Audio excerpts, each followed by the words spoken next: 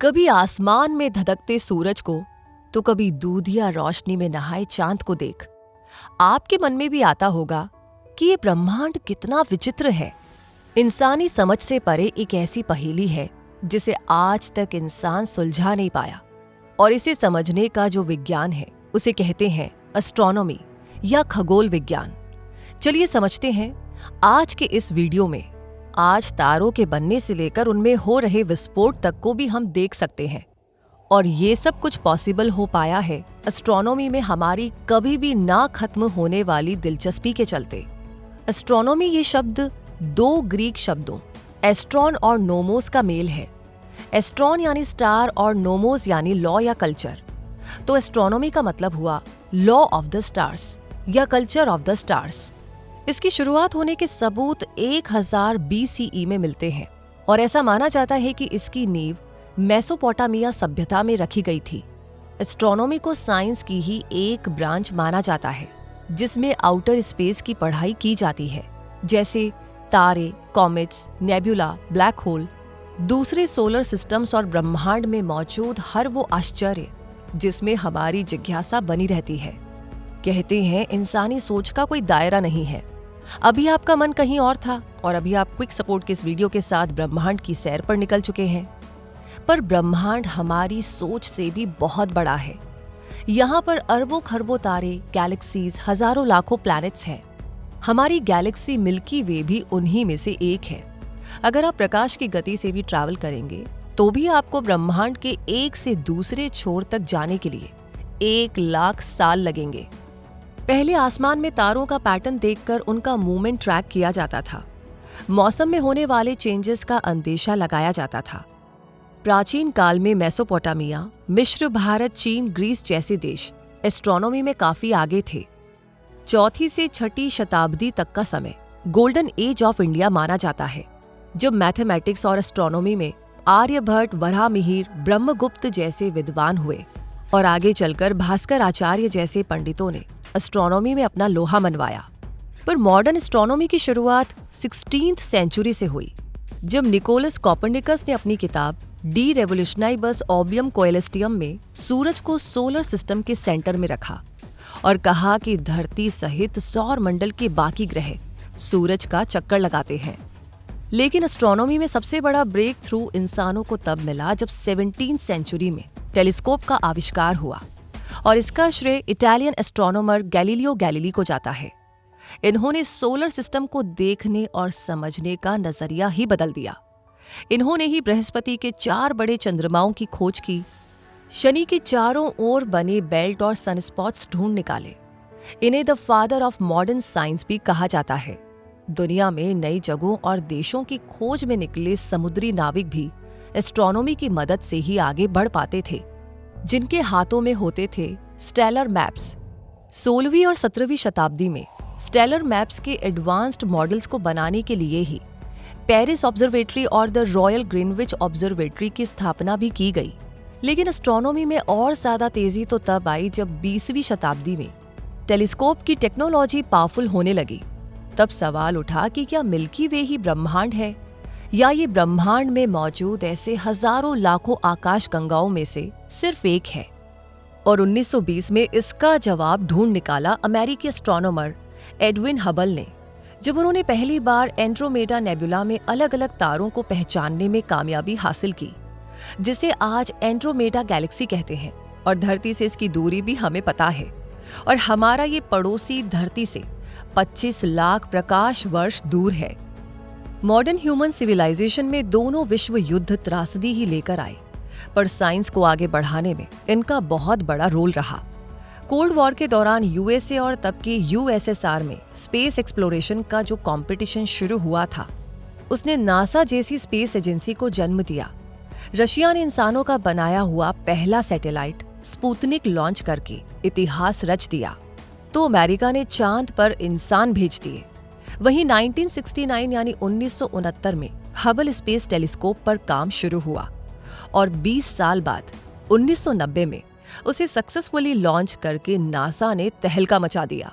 तो तब से लेकर अब तक सोलर सिस्टम में ग्रहों, धूमकेतुओं, अलग अलग ग्रहों के चंद्रमाओं सहित ब्रह्मांड के अलग अलग सब्जेक्ट्स पर रिसर्च जारी है और आज जेम्स वेब स्पेस टेलीस्कोप की बदौलत ऐसा माना जाता है कि हम इंसानों का बिग बैंग के बाद ब्रह्मांड शुरुआती दौर में कैसा था वो तक हम देख सकते हैं। वापस एस्ट्रोनॉमी पर लौटे तो एस्ट्रोनॉमी के दो मेन ब्रांच है। ऑब्जर्वेशनल एस्ट्रोनॉमी, जिसमें टेलीस्कोप्स और कैमरास की मदद से रात के गहरे आकाश में देखकर डेटा इकट्ठा किया जाता है, और थ्योरेटिकल एस्ट्रोनॉमी, जिसमें उस डेटा को एनालाइज करके मॉडल बनाकर और थ्योरीज पर काम किया जाता है कि ब्रह्मांड के ऑब्जेक्ट्स और फिनोमिना काम कैसे करते हैं। और टाइप्स ऑफ एस्ट्रोनॉमी को देखें तो वो है एस्ट्रोमेट्री।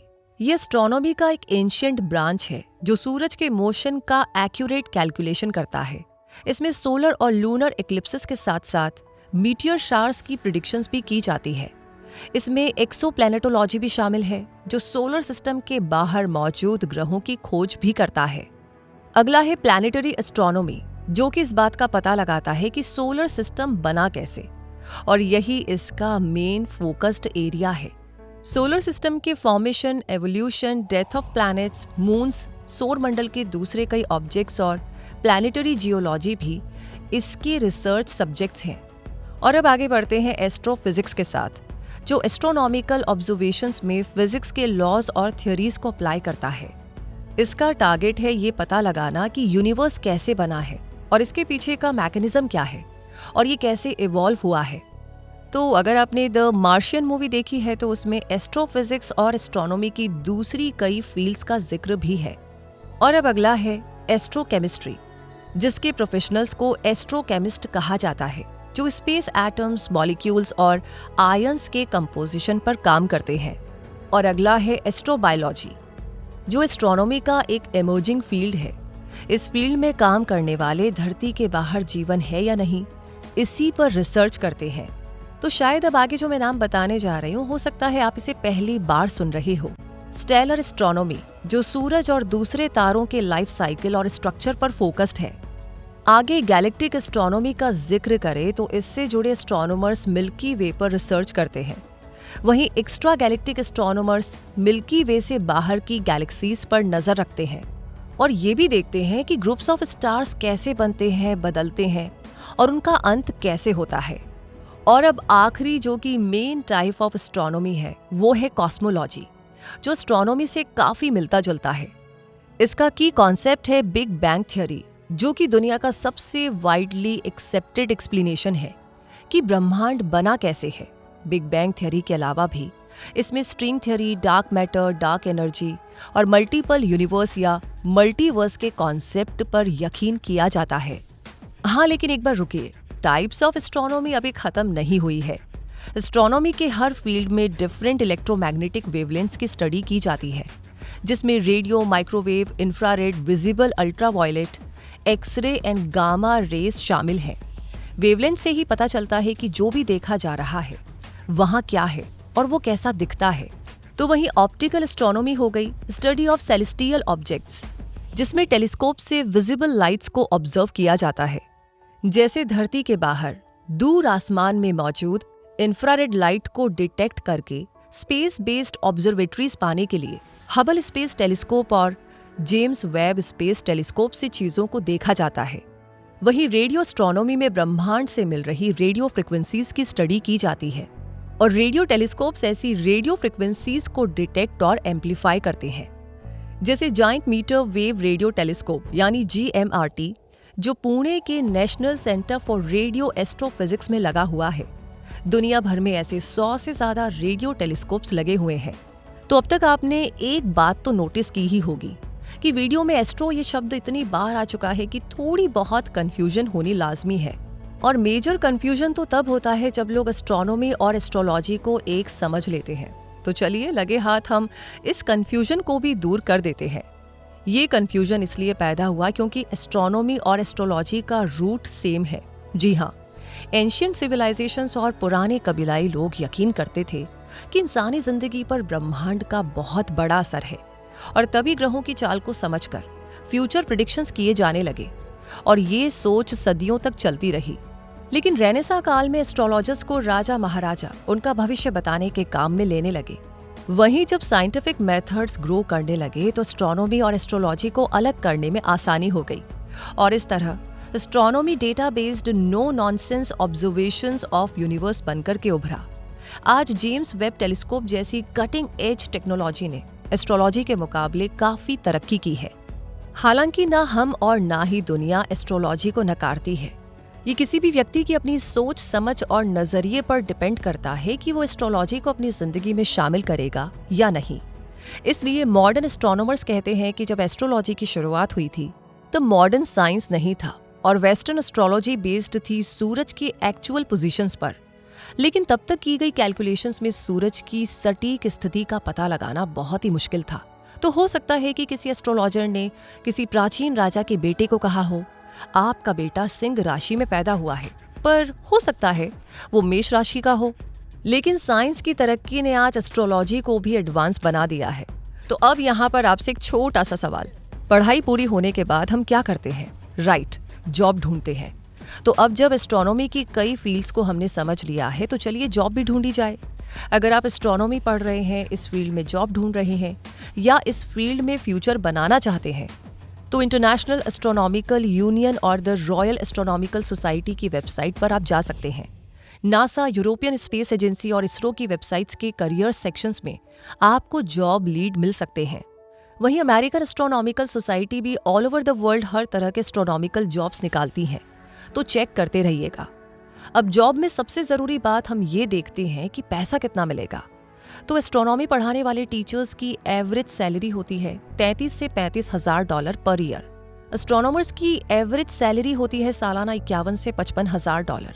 टेक्निकल राइटर्स जो एस्ट्रोनॉमिकल आर्टिकल्स और रिसर्च पेपर्स को लिखते हैं उन्हें एवरेज में 59 से 60 हज़ार डॉलर का ईयरली पैकेज मिलता है।